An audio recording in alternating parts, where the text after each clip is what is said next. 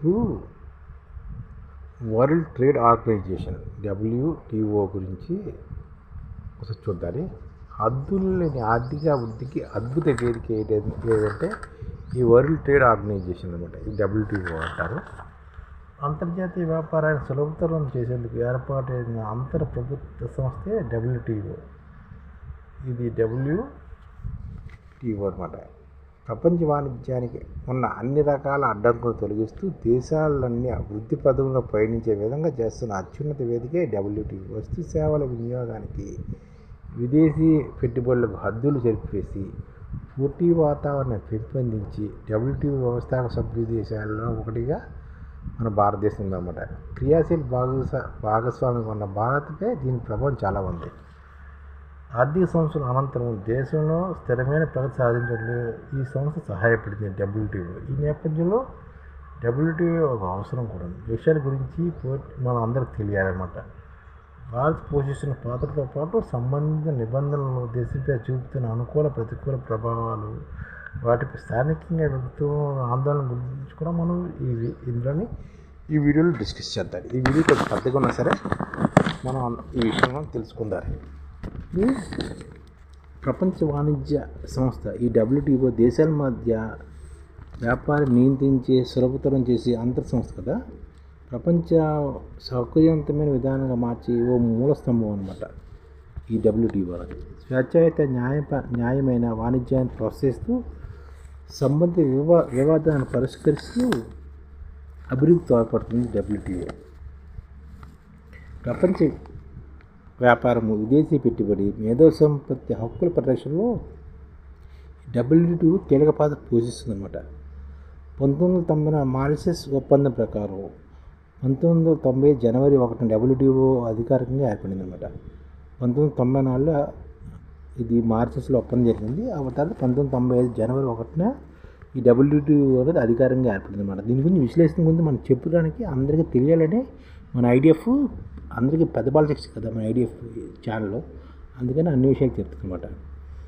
ఇప్పుడు రెండో ప్రపంచ యుద్ధం నేపథ్యంలో స్థాపించిన 1948 నాటి సుంకాలు వాణిజ్యాలపై సాధారణ ఒప్పందం ఘాటు అంటే వారసత్వంగా ఏర్పడిన సంస్థ అన్నమాట. ఘాట్ అనేది ఇది 1948లో ఆ ప్రాంతంలోని సుంకాలు వాణిజ్యంపై సాధారణ ఒప్పందం అన్నమాట.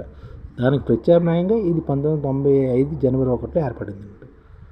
1986-94 కాలంలో జరిగిన ఉరుగ్వే రౌండ్ చర్చల ఫలితంగా ఘాట్ స్థానంలో WTO వచ్చిందన్నమాట.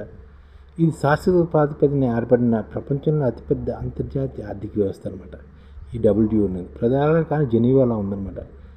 ప్రధాన కార్యం అక్కడ ఉంది, స్విట్జర్లాండ్ జెనీవాలో ఉందన్నమాట. ప్రస్తుతం WTOలో సభ్య దేశాలు 166. ఈ ప్రపంచ వాణిజ్యంలో 98% ఎక్కువ ప్రాతినిధ్యం వహిస్తున్నారన్నమాట. WTO ప్రస్తుత డైరెక్టర్ జనరల్ నెగోచి ఒకొంజో ఇవేలా నైజీరియా చెందిన అనమాట. ఇది ప్రస్తుతం డైరెక్టర్ జనరల్ అనమాట. ఈ WTO ఈయన నైజీరియా చెందిన అనమాట.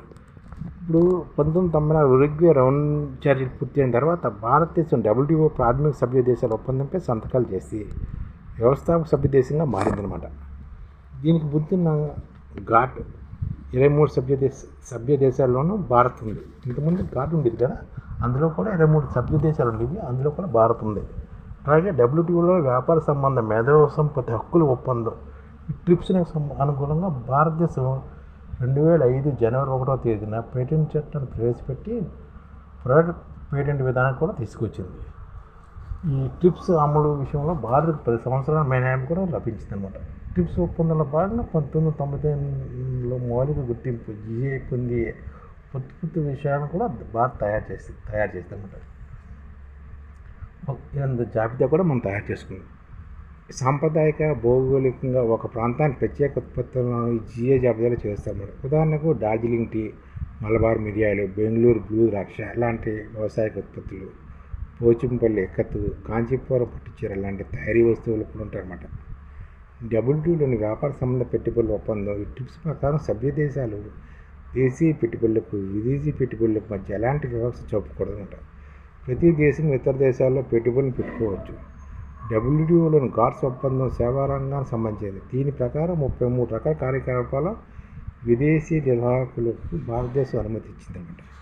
డబ్ల్యూటీఓ గోష్ఠి ఫెడరేషన్ ప్రకారం సభ్య దేశాల మధ్య వర్తక విషయంలో కూడా ఎలాంటి వివక్ష చూపకూడదన్నమాట నాటిది. అయితే 2019 కాశ్మీర్లో పుల్వామా వద్ద తీవ్రవాదుల దాడికి అనంతరం భారతదేశం పాకిస్తాన్కు ఈ హోదాను రద్దు చేసింది. మన ఈ సభ్య దేశాలకి ఎటువంటి పక్షపాత వైఖరిని మనం చూపించకూడదు, వివక్ష చూపించకూడదు. కానీ 2019లోని పాకిస్తాన్ మీద మన పుల్వామా తీవ్రవాద దాడి కోసం మనం హోదాను రద్దు చేసాము పాకిస్తాన్ తోటి. కొన్ని విషయాల సందర్భంలో రద్దు కూడా చేసుకోవచ్చు అనమాట. అలాగే డబ్ల్యూటీఓలోని పరిణాత్మక నియంత్రణ క్యూఆర్ ప్రకారం భారతదేశం విదేశీ వ్యాపార చెల్లింపు శాసనంలో సంక్షోభం నుంచి త్వరగా కోలుకునేలా డబ్ల్యూటీఓ ప్రత్యేక నిధి కూడా ఇచ్చింది. దీని ప్రకారం 2001లో భారత్ 717 అంశాలపై పరిణాత్మక నియంత్రణ తొలగించిందనమాట. అంటే ప్రజల జీవన ప్రమాణాలు పెంచడం, ఆర్థిక వృద్ధిని, ఉపాధిని ప్రోత్సహించడం, అంతర్జాతీయ వాణిజ్య వృద్ధికి నియమాలు రూపొందించి అమలు చేయడం, వస్తు సేవల వ్యాపారాన్ని ప్రపంచ దేశాలకు విస్తరించడం, వాణిజ్య వివాదాలను పరిష్కరించడం, ప్రపంచంలో శాంతి నెలకొల్పడం, స్థితిని దోహదం చేయడం, సుస్థిర అభివృద్ధి సాధనకు ప్రపంచ వనరులను అభిలషమైన పద్ధతిలో సద్వినియోగం చేసుకోవడం, సుస్థిరాభివృద్ధి లక్ష్యాలను అనుగుణంగా వనరుల వినియోగం జరిగేలా చూడటం, ఇవన్నీ డబ్ల్యూటీఓ లక్ష్యాలు అన్నమాట. పరస్పర ఒప్పందాలు అందరికీ ప్రయోజనకరంగా సభ్య దేశాలను ఒప్పించడం, సమగ్రమైన నమ్మకమైన నాణ్యత కూడిన బహుళాపేక్షిక వర్తక వ్యవస్థను అభివృద్ధి చేయడం కూడా డబ్ల్యూటీఓ లక్ష్యం అన్నమాట. ఇప్పుడు డబ్ల్యూటీఓ అనేది వివాదాల పరిష్కార సంస్థ కూడాను. ఇది డబ్ల్యూటీఓ సభ్య దేశాల మధ్య వాణిజ్య వివాదాలను పరిష్కరించేందుకు ఉన్న వేదిక అనమాట. డబ్ల్యూటీఓ వివాద పరిష్కార సంస్థ అన్నమాట. ఈ డిఎస్బిలో భారత్ క్రియాశీల భాగస్వామ్యంగా ఉందన్నమాట. దిగుమతి సుంకాలు, వ్యవసాయ ఉత్పత్తి, పేటెంట్లు, పునరుత్పాదక ఇంధన వనరులు తదితర అంశాలకు సంబంధించిన అమెరికా, యూతో సహా అన్ని ఇతర డబ్ల్యూటీఓ సభ్యులతో వివాదాల పరిష్కారానికి భారతదేశము ఈ వివాద పరిష్కార సంస్థను వినియోగించమాట. భారత ఆర్థిక వ్యవస్థపై ఎలాంటి ప్రభావం చూపుతుందో ఒకసారి విశ్లేషించాలి. డబ్ల్యూటీఓ అనేది భారత్పై గణనీయమైన ప్రభావం చూపిందన్నమాట. దీనివల్ల వాణిజ్యం, విదేశీ పెట్టుబడులు, సాంకేతిక బదిలీ లాంటివి కూడా పెరిగాయి భారతదేశానికి. అదే సమయంలో వ్యవసాయం, మేధో సంపద సంబంధించిన దేశీ చట్టాల్లో కూడా సవరణలు చేయాల్సి వచ్చింది. ఈ డబ్ల్యూటీఓ ఇప్పుడు అనుకూల ప్రభావాలు ఏంటో ఒకసారి చూద్దాం, ప్రతికూల ప్రభావాలు ఏంటి, సవాళ్ళు ఏంటో ఒకసారి విశ్లేషిద్దాం. అనుకూల ప్రభావాలు ఏంటి ఒకసారి చూస్తారంటే పెరిగిన వాణిజ్యము, మార్కెట్ విస్తృతి. డబ్ల్యూటీఓలో సభ్య దేశం వల్ల భారత వస్తువులు, సేవలు ప్రపంచ మార్కెట్లో ప్రవేశించాయి. అలాగే విదేశీ పెట్టుబడులు, తక్కువ సుంకాలు, సరళింపులించిన ఆంక్షలు విదేశీ పెట్టుబడులను ఆకర్షించాయి అనమాట. ఉద్యోగాలు కూడా సృష్టించాయి. భారత ఆర్థిక వ్యవస్థ వృద్ధిని కూడా పెంచాయి అనమాట. ఇవన్నీ అనుకూల ప్రభావాలు అనమాట. అలాగే సాంకేతిక బదిలీ కూడా జరిగింది. విదేశీ కంపెనీలు భారతదేశానికి కొత్త సాంకేతిక పరిజ్ఞానం తీసుకొచ్చాయి. కూడా భారత కంపెనీల నవీకరణకు, కొత్త ఆవిష్కరణ కూడా ఈ దోహదం చేశారు. సాంకేతిక బదిలీ అనేది పోటీ సామర్థ్యం కూడా పెరిగింది. విదేశీ కంపెనీల నుంచి పెరిగిన పోటీ భారతీయ కంపెనీలు నాణ్యత, సామర్థ్యం, ఉత్పాదన మెరుగుపరిచే విధంగా ప్రోత్సహించింది. డబ్ల్యూటీఓలో సభ్యత్వం ఎగుమతి, విదేశీ పెట్టుబడి ప్రోత్సహించడంతో భారతదేశ స్థిరమైన ఆర్థిక వృద్ధి కూడా దోహదం పడింది అన్నమాట. వివాద పరిష్కారము, వాణిజ్య వివాద క్రమ పద్ధతులు పరిశీలనకి డబ్ల్యూటీఓ ఒక చట్టాన్ని అందించింది అన్నమాట.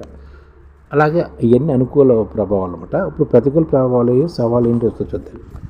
భారతీయ వ్యవసాయంపై ప్రభావం. అభివృద్ధి చెందిన దేశాల నుంచి సబ్సిడీ వ్యవసాయ ఎగుమతులు భారతదేశాన్ని ముంచెత్తి ఆ ప్రభావంతో ఇక్కడ రైతులపై పడుతున్న ఆందోళన కూడా ఉంది. ట్రిప్స్ కింద మొక్కలు రకరకాలను పేటెంట్ చేయడంతో బోల్జా సంస్థలు విత్తనాలు, వ్యవసాయ సాంకేతికపై నియంత్రించడం భారత రైతుల ప్రయోజనాలు కూడా దెబ్బతీస్తున్నమాట. ఇది ప్రతికూల ప్రభావం అన్నమాట. అలాగే ట్రిప్స్ ఒత్తిళ్లు. ఈ ఒప్పందం ప్రకారం భారతదేశ మేధా సంపద రక్షించడానికి స్వదేశీ చట్టాలు సవరించాల్సిన అవసరం ఉంది.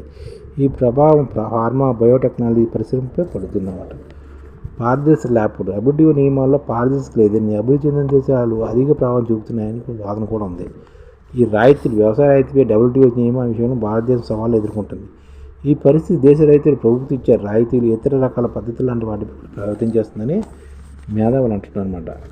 అందుకని మనం ఏం చేస్తాం, డబ్ల్యూటీఓని తెలుసుకుని వాటి ప్రతికూల సవాళ్ళు ఇవన్నీ కూడా తెలుసుకోవడానికి ఈ వీడియో తయారు చేస్తున్నాం. ఈ వీడియో ముఖ్య ఉద్దేశం కూడా ఏంటంటే ఈ డబ్ల్యూటీఓ ఏంటి, ఎప్పుడు ఏర్పడ్డది మనకి అంటే ఇప్పుడు ఈ ఐడిఎఫ్ అనేది ఏంటంటే ఇందులో విషయాలన్నీ వాళ్ళకి పెద్దబాల చేసేలాగా ఉపయోగపడుతుంది అన్నమాట. సైనికులకి ఈ పోటీ పరీక్షలు కూడా దీని ద్వారా రాసుకోవచ్చు కూడా.